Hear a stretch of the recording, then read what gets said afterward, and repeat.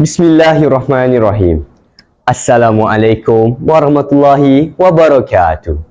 Salam sejahtera dan salam Malaysia Madani.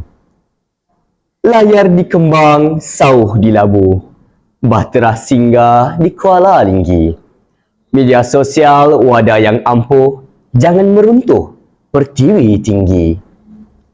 Kombinasi panel hakim yang berintegriti, penjaga masa yang setia dengan randiknya, guru-guru pembimbing yang budiman, serta rakan-rakan pemidato, warga intelektual yang saya kagumi sekalian.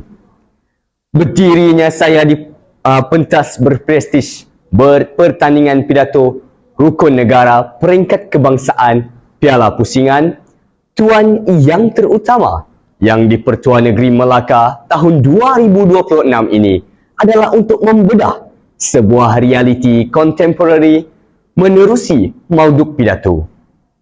Media sosial, jambatan perpaduan atau jurang perpecahan.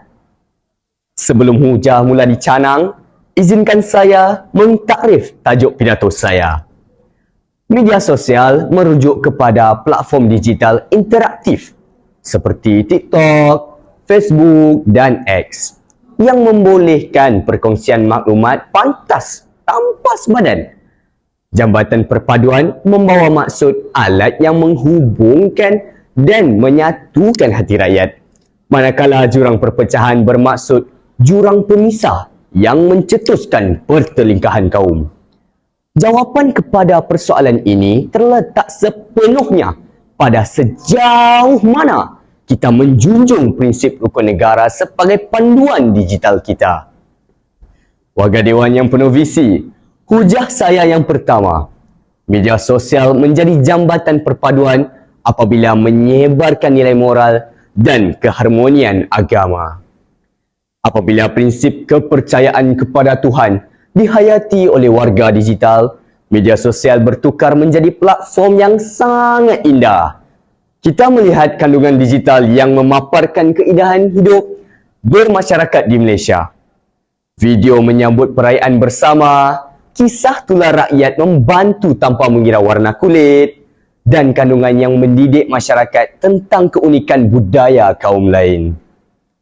Melalui algoritma digital, nilai-nilai murni ini dapat disebarkan secara meluas dan pantas kepada jutaan rakyat.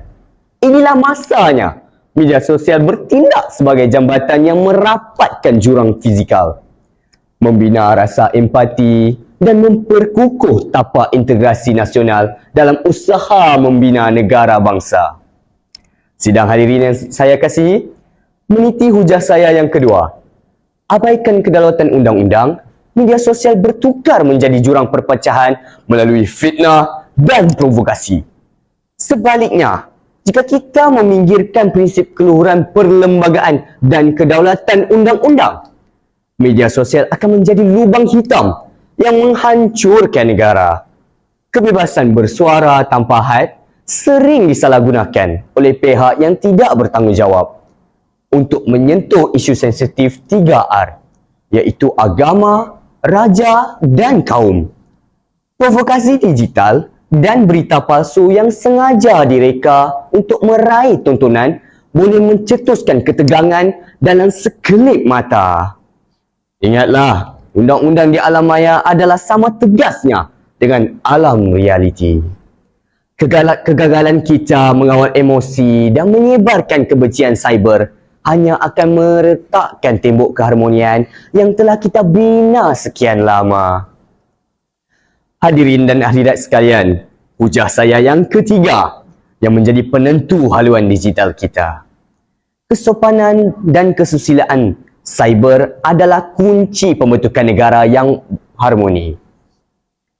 Prinsip kelima rukun negara, iaitu kesopanan dan kesusilaan, harus menjadi perisai dan etika utama bagi setiap pengguna media sosial.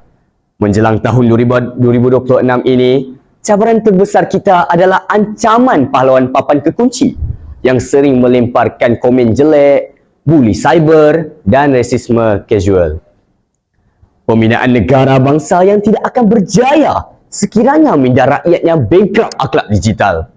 kita perlu melahirkan warga digital yang berhemah, yang berfikir sebelum menekan butang kongsi, yang menegur dengan kesantunan bahasa dan yang menggunakan teknologi untuk membina, bukannya meruntuhkan. Sidang hadirin yang saya hormati sekalian, konklusinya, media sosial hanyalah sebuah alat. Ia tidak mempunyai hati dan jiwa.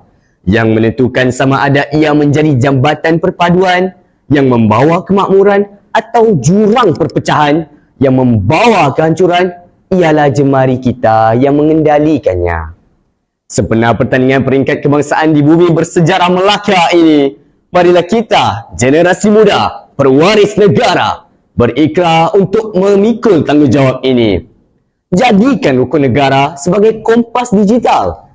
Ayo, kita gunakan media sosial sebagai jambatan konkret untuk menyatukan bangsa Malaysia.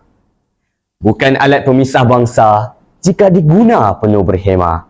Media sosial pemacu perpaduan kita, Malaysia Madani gagah melangkah. Maka, bulatkan tekad, satukan hati.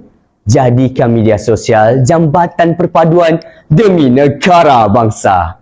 Sekian, wabillahi taufiq wal hidayah. Assalamualaikum warahmatullahi wabarakatuh.